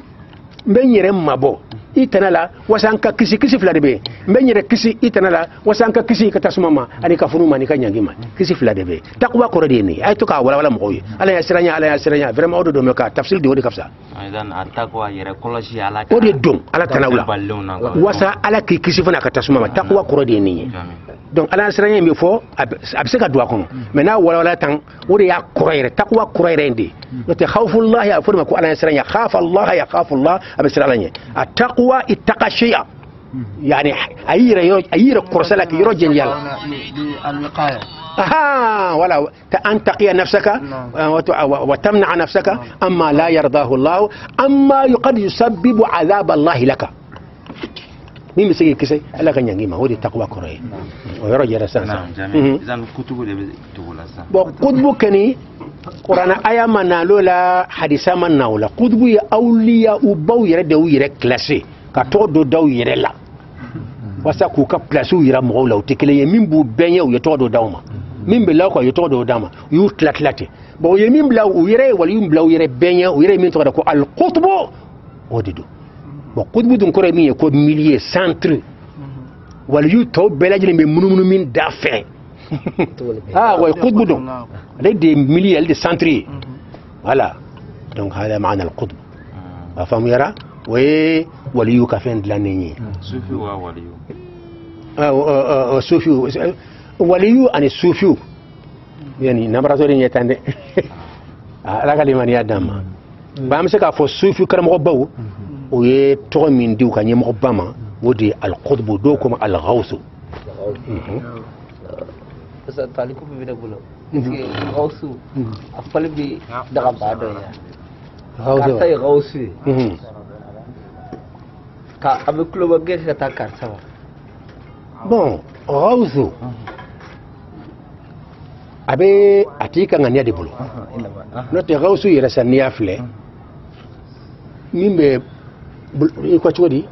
Ka club bagage. Mimbe kloma genke. Abe fuma rakana ko ilo sabe fuma ko al mughis. Al mughis. Voilà. Donc nakilla adenga nia de bolo. Anga encore sur وهي الذي يقوم بعملية الغوث نعم اسم الفاعل نعم voilà bango suriyati nka question timi question to fe angana tampere ni ambe mo do fe mbe dina be intéressé ni ta ko kerlende ما هي الأمور يريد الأمر ما حكم الصورة والموسيقى أيوة كو دونك لدا أني bon antu nyina na ka difference di waliyu ani sahaba che sahaba bebe waliyu benye mbalo chama te songa kuma ma me daliya be mulo no chama be mbalo ambe fam fula kuma ka gele farnya ala kama ribo ko kan do foko waliyu sahaba be o kapsa waliyu be mbe se kama tuni sahaba yere be hali dalel makami sahaba famba bebe mi yere daraja la dalel yere makaide o kapsa waliyu be ka kuntiba no khutbu yani khawfi ni kuma te diaw yede ni kuma sanima wala mbe kunko ba de soranina kasoro tinya be fo sa tinya de nga se kama wa sahaba be kapsa waliyu be hadi sahaba be amin bo ajukura fa ma ko wayru maftuhin alayhi o kapsa waliyu ka qutbu bay waliyu be mbe waliyu benye sahaba be jukura ta kapsa yi sahaba be kapsa waliyu be ambodika me daliya bambulo anana الشيخ أحمد التجاني أيافو aka kitabu kuna mibele ko jawahirul maani no yetijani yaire qur'ane ne hadisa salon tabinin kofe no adela aya famu anana tijaniya kitabu bilibili bauka bazi bilibili bade be kitabu min ka qur'ane ne hadisa kofe sunna kitabu kofe ودي جواهر المعاني أنا نقول يا أحمد التياني يركا قطبه أني الصحابة من dalil makai sahaba dun mais ala ma buyan dalil c'est-à-dire kashfu dalili ani waluya dalil façon do be no kasi degré ba do la noro to ba do o daw badaba ma ilaye mais sahaba kende do ya famu ko jonde kafsa hamara tieni ko fonyo nya bala fonyo nya ko rejo manye do ko sahaba min be jokoran yetano ni dalil makai ko de kafsa katimi hal qudbu ka do ko no ko qudbu de kafsa sahaba mi dalil makai ko nyo fonyo nya bala mais ko ale yere bolo sahaba mi lam yuftah lahu dalil makai o kafsa qudbu ye jonya ko ahmad at-tijani ni be man kan bantu ma fode aben jawahirul maani de kono ala ni kuma ba fo ni daliya di mo be lafiyaw mais ka kuma ba fo mbe mo la vuli ko jo e ma daliya di daliya tiba daliya fo ba de bitoy ni ay man kam innovation clé ibe man kan de fo law me ka tan noro mo ma de ba ka mo la gusiri u ben jugulari ya beta be ko dukure mi fo sa ba te ya be fo la fambe ko men yere jiya ay suka non non ni kila ba famba mana dlo mo la yi mi fo sa ba te ya nyani mana fo men yere dila chuko ya nyani note daliya tri o be toy parce que ni mo ko beni wuli sansa ibe daliya nati min be ahmada tieri ka kuma kani wuli afam yarawa bon annasu walakin kutubu ko tayaro annasu ta ka ko kutubu waju be ka nyama ko pay mi be munu min dafe dala si daliya bo o fena no kana to fa ko sufi sheikhu bawde yoke an ka daw madura banala ala ko toy nan ko karasa ko tangana min ka gele sansa ala yere mu fakira e mi fo lebe mewde kan mais karasa ko tan o bu yere bulay no andale mbulaw wali yu bawde do norati bude do amrena sura sura ay tabla sura ako sababu ya jumambe yere bunya la sema ko mo bon yere bunya sabu ya mbala sem mo ma fi ka yere bunya yere korolon folo ala ye mun de fo ala ana danger la ala kira ye mun de fo ala ana danger la minnu be ala lo minnu be diine lon kosobe minnu be qur'ane akhlaq minnu jiko la haliyaw tar tasfiya ani tazkiya minnu bo lon kosobe e bo lon kala woni ka nolu kuma ye kibru yere koroga folo kibru koro e jumanye ko ki yere bunya bon ki yere bunya bo koro ye ira bunya donc ye feninde ikadogo ira noko ira naka fi kadogo mais ira bunya am kalima tahlil de quoi ana ko ina kausulub de quoi kalima ira tahlilu al kibru huwa takabbur ko ki ira bunya ala diminati ko fala ko innaka lan takhriqa al arda wa lan tablugha al jibala tula ala ko bana mo fe abi ira kunci baya innaka lan takhriqa al arda itseki yere bunya katai tomato ki kungolo be fo sanfé étage sanfé bébé kan ki fleki kra bile ye e tomato be kanka isembe kanka du ko so ela fo mo be to ji kono asembe ji so ko mina iseka tomato du ko kan ki bunya na ko jugo i jama jan ko mi sanga so ka jan mina wala yiri juba ka jan mina e tomato ka du ko so o tseka ke o ti ye ka jonyalo wala an tablugha al-tul al-jibala tula iseka jiya kibe hali aywa grubo jiya law ibi shike hal ni dina be mara ibi tuka harba de inde ibi tika niveau nindila itna jangata mi itna jangata mi to ka aywa ite ibi tu formula way tena nan jogo wala tun to nan na jogo be na jogo la ka karo dama ke karo kono don yogo miskena ya kono iba kono ya fam pour que ka kunci ba ya dabla fi kay yire de long ne jonye ebe kunci amin dima o titayon ko ala tade yire baya وبدي على كلمة بدما الكبرياء إزاري يا فهم على كذا خلي يقولون كونه يربايا كويني على كمسا يدركي بعدين كلمة بدو دون كنا مغير كنا فكي بعد دون كنا مغم فكي بعد دون كنا قسمته با كوكري ولا أبالي كم كتاكو كونسيكانس لا أو ده كيف فرعون لا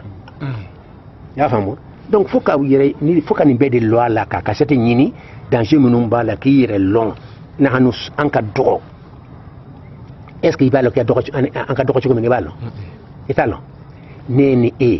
ani yabe do ko mo ba fen na ko dine mo ba do wala jamana nye mo do wala aywa ruwa do wala mo ba do na kono abedam na fen cinni do langa fi a toye ko hayawan manawi aw français mo ba ko spermatozoïde spermatozoïde arabukan na a bɛ fɔ de ma alhayawanul manawiyu n ka cɛniya dɔgɔya dan ye dɛ est ce que i b'a kalama sawaji verset min bɛ bɔ cɛ la verset a ma dɔgɔ wa mais hayawani waya manawi min b'a kɔnɔ est ce que i b'a kalama a bɛ taa miliyɔn caman na dɔw ko miliyɔn kɛmɛ dama dama o faralen ɲɔgɔn kan o de wele ko sawaji kelen ne y'o de e y'o de awa hali ni cɛ fana i bɛ sɔrɔ de ma e fana y'o de i sɔnna kɛnɛ ma ɲawu i karamɔgɔ yɛrɛ fana e fana i sɔnna voilà i y'a faamu a bɛ mun kun cɛ b'a tuguni ko yɛrɛ ne fo b'a fɔ a kɛ ala kama non ne mana décision ta ala tɔgɔ b'a fɔra halisa i t'a to kama ko ne ye jɔn ye donc f'an ka segin an ka dɔgɔya ma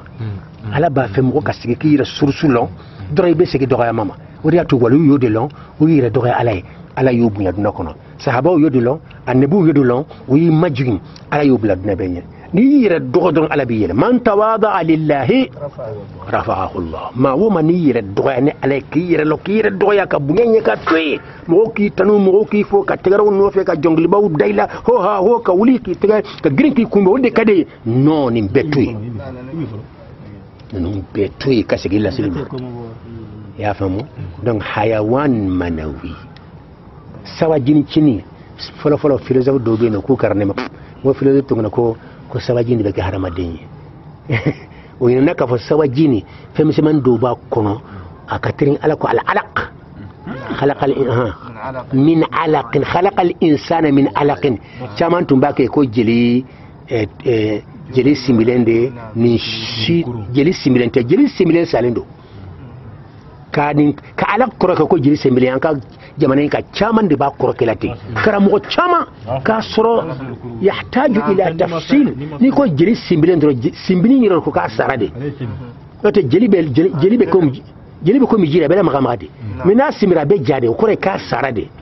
ɲɛnama bɛ se ka bɔ ala nin cogo la cogo jumɛn donc ala ko kɔrɔ ye nin de ye hayawan manawi ala kɔrɔ ye a bɛ nɔrɔ n'i y'a fili fɛn na a dɔgɔ kojugu a bɛ nɔrɔ a la quoi a ka dɔgɔ kojugu a bɛ nɔrɔ fɛn na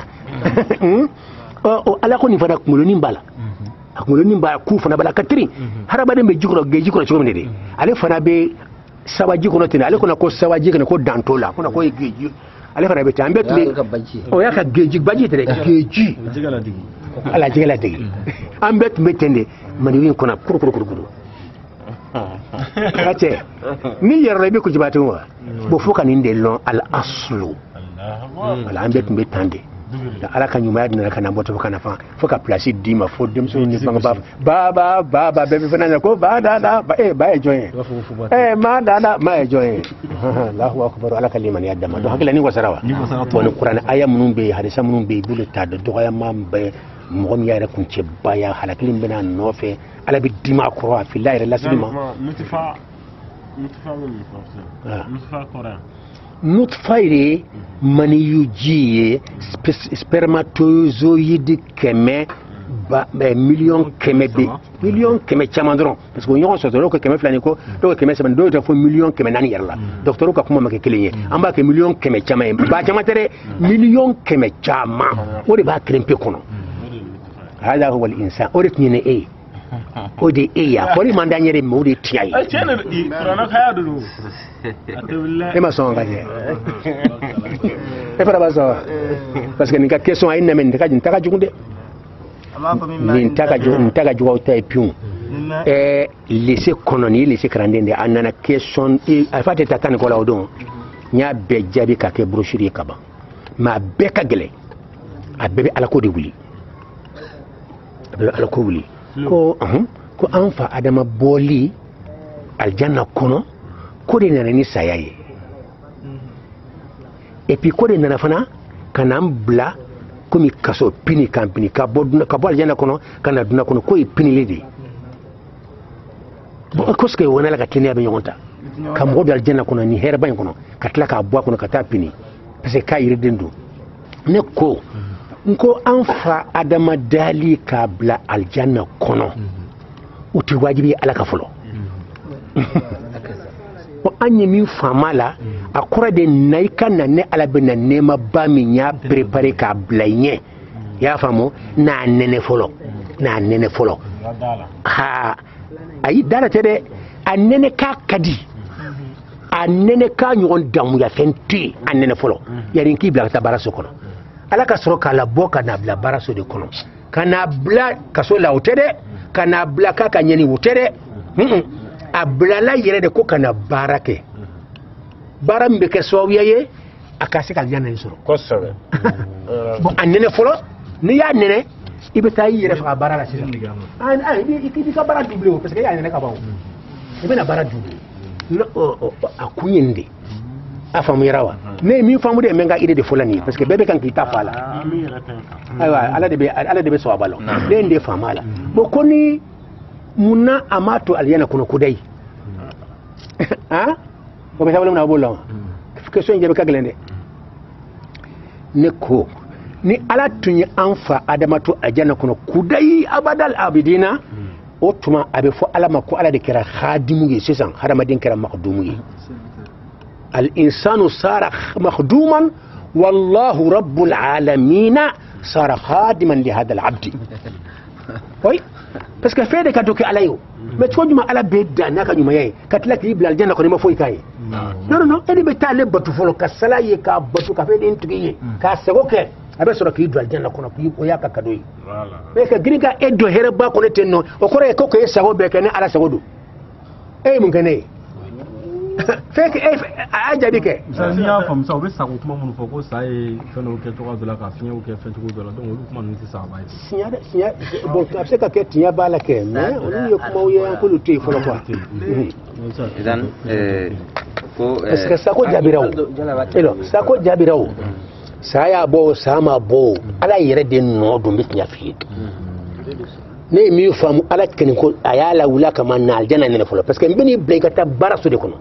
i ka taa ni ala bato baaraso ne tɔgɔ ko baaraso de ɲangi so tɛ koyi darul amali la darul iqabi ɲangi so ye lahara de jahannama ou bien alijana baraji so aljanna baraji so tasuma ɲangi so mais duna kɛnin ye baaraso de darul amali alkabadu khalaqal insana khalaqnal insana fi kabadin donc ka baara kɛ ka sɛgɛn ala ye ka baara kɛ don mais ɲani min ko k'i datugu o ɲani tɛ dɛ kabadu ka sɛgɛn ala ɲinina parce que a ye alijana yirila ka ban i yɛrɛ y'a nɛnɛ ka ban na sɛgɛn o ala ɲinina f'i ka don alijana kɔnɔ bon n'i ye alijana nɛnɛ ka tila ka na n ka cɛ a ka di cogo min na a hali n'a fɔra i ka jɔkɔ 100 seli don o don i b'a sara n'i y'a nɛnɛ kɛ siɲɛ kelen mɔgɔ o mɔgɔ alijana nɛnɛ ka na hali jɔkɔ 100 n'i k'a fɛ i b'a seli don o don donc a ka don alijana kɔnɔ hikmatu min b'a la o de ye nin ye ala ka limaniya d'a ma. ɲininkali dɔ bɛ ne bolo komi i donna ala ko ni kɔnɔna la i y'a jira k'a fɔ ko ye fɛn fitinin ye ala ko awɔ bon ne bɛ fɛ ka dɔn sisan o ala ko ani zara zaratu faranfɛsa jumɛn b'u ni ɲɔgɔn cɛ dɔgɔya ta fanfɛla la. bon faranfasiya b'u ni ɲɔgɔn cɛ ala ko a ma fɔ ko ka dɔgɔ fɛn bɛɛ ye o mais n'an y'a suma hadamaden de ma i b'a ye a ka dɔgɔ fo ka dama tɛmɛ mais o kɔrɔ tɛ k'a ka dɔgɔ fɛn bɛɛ ye mais zaratu dun a fɔra o ka dɔgɔ kojugu fo ka dama tɛmɛ mais a ka dɔgɔ fana fɛn bɛɛ o fana ma fɔ ale fana ma tuguni non non i y'a faamu mais zaratu kɔni i y'a filɛ kuranɛ kɔnɔ ni hadisaw kɔnɔ yɔrɔ min n'a bɛ fɛ k'a fɔ ko fɛn min bɛɛ dɔgɔmancinin i b'a ye a b'a fɔ de yira dɔɔni mais a kɔrɔ tɛ a ka dɔgɔ fɛn o tɛ dɛ parce que fɔɲɔgɔnya kɛra a la fɔlɔ fɔlɔ tuma min zaratu fɔra ala kɛra tile la ni sahabaw caman tile la u tun b'a a kɔrɔ kɛ de ni so kɔnɔ fenêtre fɛ tile mana don fenêtre fɛ aw tɛ fɛn misɛnmanin caman ye yelen na wa o tun b'a fɔ de kelen ma ko zaratu parce que o de ka misɛn quoi so kɔnɔ sisan nɔ ni tile yelen donna so dibi kɔnɔ wala so kɔnɔ i mana yelen filɛ i bɛ fɛn misɛnnin caman ye a la gangan o kelen de o tun b'a fɔ de ma zarra fɔlɔ tuma dɔw yɛrɛ dɔw b'a miiri k'a fɔ mɛnɛmɛnɛ yɛrɛ de don ko de ye zarratu ye y'a ye donc ala ka kuma kan ka bon hadamaden ma an bɛ to k'an ka idew de fɔ a la dɔrɔn a banna kana miiri k'e ye ide min d'a ma ko de don non a bɛ yɛlɛma yɛlɛma de mɔ laban in na siyansi tile in na se o taara sɔrɔ jaga jaga nin si tɛ o taara sɔrɔ zarratu matière ma fɛnw i y'a faamu fɛn minnu fara-farala ɲɔgɔn kan ka kɛ matière ma fɛnw ye ka kɛ kuru ye ka kɛ jiw ye ka kɛ fɔɲɔw ye ka kɛ hali yelenw ye de o fɛn misɛnmanin kelen kelen de tɔgɔ ye ko zaratu o ye miliyari de c'est-à-dire hali bolokɔni kelen sisan bolo ko ni kelen fen de man franka ke ken yesana way million chama de wala milliard chama de zaratula mais est-ce que ko de ka fana ka do fen be wa o de be ken be famu jaga ko to yi qur'an kelen antaro nyinga qur'an ya ida ka fo jaga fen do be ka do zaratuya ala ko wala asghara min zalika zarratu fora wala ni febere be no ka do zaratu fana ye o fana te donc anya famu ka fu Othmani ya ala ni fo o ko jaga fem se ka so min ka do zaratu ye ama fanye ma bi o te kelen yawa preflana science yere tara sur zarratu jaga ni ya loni kineka ka flaw ka appareil banu ka caméra banu mi har banu ha mo microscope dunu ni zarratu flala o be tasoro jaga ale fana fen dema ba kono kelen to proton kelen to neutron kelen to électron o tara so adobe o be kan ka munumunu kono noyo kono fen ba kono sanno noyo ba chemancela noyo mimbe a chemancela to be mununu ala ya famoa do be chemancela la do be kan ka mununu ala plus ni moyen de puissance be abe kan kala mununu bon c'est ça na ya so ko dara to ka do fen be yo o sega sahaya parce que fen mimbi kono ken e ka bo ken ni atom mimba kono neutron mimba kono électron mimba kono proton mimba kono zaratu ka boye parce que wodi ba le kono fen mimbi kono e ka boye harama ne flemme adu sukunta kono wa fare ko ka boye fen mimbi kono iba so fare ko be ka boye ala ni prévu ko ka détail de o jabi sur manya itarna foro yanku ju bon c'est ça nantu mo rojma sa kuma ibanawa kilin fanga bla ko mo no wa kira na mi labani follow do labandu am sa ko jeno ko kira na mi follow labandu kono jana wajuri kana do ba kono bon nin kuma ya haqiqa di akuma ya kono filotera ala kirai annabi follow annabi labandu nin kuma ya haqiqa min se ka wuli fo ka tadna wuli mais dans ce rojuma minu nya koraka ko ala kira de follow dara ka koroko ye ay follow dara ani ika annabi de follow la fen flado annabi de follow nya be oni farikolo yere follow dara wala noro follow dara kuma kilonte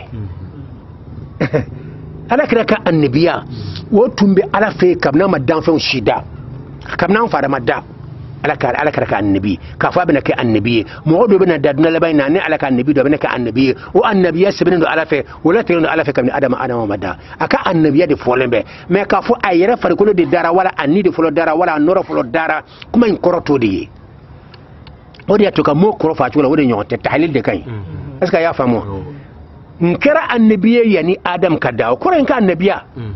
nkera annabiye ko ren titir do rebe yo soro kam ni adam mana me yire dara o kuma were bonga kuma en ko rata fana ko ala kara folo dara ko mbo wuli non abseka ke wali famba be minka ala ka dan fen be min folo dara we ala kara noro de an be soma an bo famu mais an seka fambe wajule kaka do mo kuna kada ka qur'an aya salen tambu ni sarihu do hadisa sahihu ni hadisu sahihu ani sarihu tambulo min jelembe asale bo tambulo ya famu mais waliyu munu nu ya fo an dalem bula man fi berse ka ide fo fenno ibe dado ka ide te dado ka ide la mais ndara la wodi ya ka nyaiwa e ka join no be ka nyai abseka ke so ba abseka ke so ba te min tawli abada wodi alay mi fo wala kira mi fo binasun sarihin sahihin afamu yara voilà o kuma min filɛ nin ye kuma in walima o kuma in ka an b'a kuncɛni kan an b'a kuncɛni kan donc e ye kuma min fɔ sisan kuma in bɛ kuranɛ kɔnɔ nin cogo de la jɛlen wa ou bien n ka faamuyali la waliyu de nana ni kuma in ye ko kira ka nabiya ne jaabi di sisan i b'a sɔrɔ i tɛ yan de an ka cɛ ne ma jaabi di sisan ne ko kuranɛ kɔnɔ ala kira ko n ka annabiya tun bɛ kabini ala ma adama da a ko a ka annabiya de amma fo yere dara ka ko adama nye parce que chama nya koro ke dende bo kuma inde toyira ma koro se ka ko fana ye do ka famiya ci wala kana fa ne ka ide ne ko mo ka ide la gusu do ya famiya fan ci wala me chama ya fam ci wala kun ne kara an kara annabiye ayaka annabiya de fo annabiya inde konna adam ni nasubu gira keneka me do ya fam ko ala kira yere de konnembe an fa adama ye mais ne tɛ ban o ma pourquoi parce que sufi waliyu nɔrɔtigiba caman de y'o fɔ mais n tɛ se k'a fɔ ko n b'a kɛ komi n b'a juger k'a fɔ tiɲɛ de wala tiɲɛ tɛ n tɛ se ko n dara la a banna ni filila o don ni ma fili n kɛ n dalen b'a la minnu y'a fɔ n dalen b'a la n ka prévu bɛ n bolo fana n'a b'a fɛ ko prévu don o don n b'o prévu d'aw ma. ne kun ko kuma in bɛ kuranɛ de kɔnɔ ou bien ni a bɛ hadisa de kɔnɔ k'a fɔ ala kira ko n tun kɛra annabi ye ka kɔn adama ɲɛ o hadisa bɛ yen n kɛra annabi ye bon lɔnni kɛra cɛman ko k'a y'a ka annabiya de fɔ n ka annabiya tun bɛ yen kabini adama ma da bon annabiya dun ye titre de o tɛ farikolo ye o tɛ ne ye o tɛ nɔrɔ ye o y'i ka titre de a faamuyara wa mais ko dɔw y'a faamuya ko kɔrɔ ye ko ala kira yɛrɛ de dara ka kɔn adama ye a se ko k'o fana ye o bɛɛ n'i ka faamuya cogo tɛ wa ne t'a fɔ o ye nkalon ye e bɛ lɔnnikɛlaw ka kuma de la ka nin dɔrɔn a banna ala ka limaniya d'an ma an b'o surunya ten bon kuma suruma ye min ye boli sɔnna nɔgɔ de don mais a ka nɔgɔ bɛ wele ko an-najasatul ma'nawiyatu walaysat najasatan madiyatan k'a fɔ i ne se ka dumuni kɛ ɲɔgɔn fɛ non a nɔgɔlen de don maana la c'est à dire a yɛrɛ a bɛ jate nɔgɔ de ye ka da jiko kan ka da ka akida kan min b'a dusukun na a kelen bɛ ka jo de ta k'u bila la place la o y'a kɛ nɔgɔlen ye maana fanfɛla la mais o kɔrɔ to k'a farikolo yɛrɛ nɔgɔlen de don n'a y'a ko ka jɛya n'a magara fɛn min na kan t'o dun non n'o kɛra sugula fɛn min sugu la an ka cɛ a bɛɛ bɛ bila sisan jɔ pasola caman de bɛ sugu la o bɛ kan an bɛ taa fɛnw san o fɛ so ni tile donc a yɛrɛ kun nɔgɔ o ye maanawi de ye a yɛrɛ ye fɛn nɔgɔlen de ala fɛ mais farikolo tɛ wala kuma surunya na donc an bɛ fɛn surunya ten